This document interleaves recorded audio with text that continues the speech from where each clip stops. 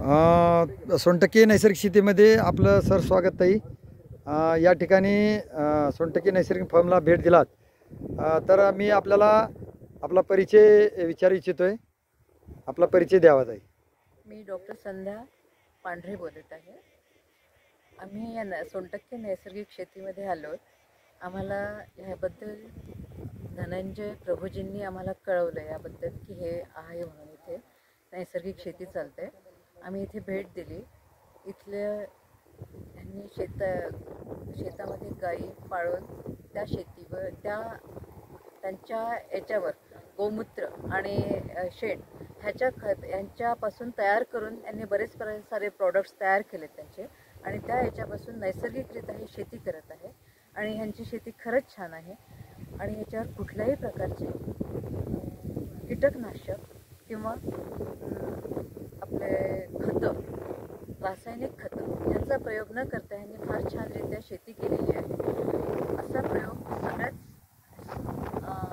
विशिष्ट करून युवा जनतेने याबद्दल जागरूक राहून अशा पद्धतीचे प्रयोग करावे. ताई आपला परिचय. सारिका रायकर. आपण कुठून आलात? मी नांदेड जिल्ह्यातून, नांदेड जिल्हा देगलूरमधून आलेली आहे. तर आपण या ठिकाणी या साळीच्या पिकामध्ये म्हणजे बासमती, गावरान आणि आंबेमोहर ही साळ आहे. तर या शेतीला भेट दिल्यानंतर आपल्याला काय वाटतंय? खरंच खूप छान आहे. तुमची शेती वगैरे भरपूर चांगली आहे. तुम्ही ऑर्गॅनिक पद्धतीने पिकवलेलं आहे. आम्ही स्वतः पाहिलेलं आहे. ह्यांच्याकडे भरपूर गायी आहेत आणि ह्यांनी गाईच्या खतावर सगळं हे ऑर्गॅनिक शेती तयार केलेली आहे. त्यांच्याकडे कुठलेही केमिकल वगैरे कुठलं वापरलं जात नाही. आम्ही स्वतः बघून आलेलो आहोत. याचा असाच प्रचार सर्वांनी भारतभर, आपल्या देशभर करायला हवा. आणि त्यांच्या शेतीबद्दल कुठलंच काही हे नाही. सर्वांनी यांच्याकडून मालसुद्धा विकत घ्यावा, बिनधास्त विकत घ्यावा आणि यांना प्रोत्साहनसुद्धा चांगल्या प्रकारे करावं आणि सहकार्य करावं आपल्या बंधू बांधवांना.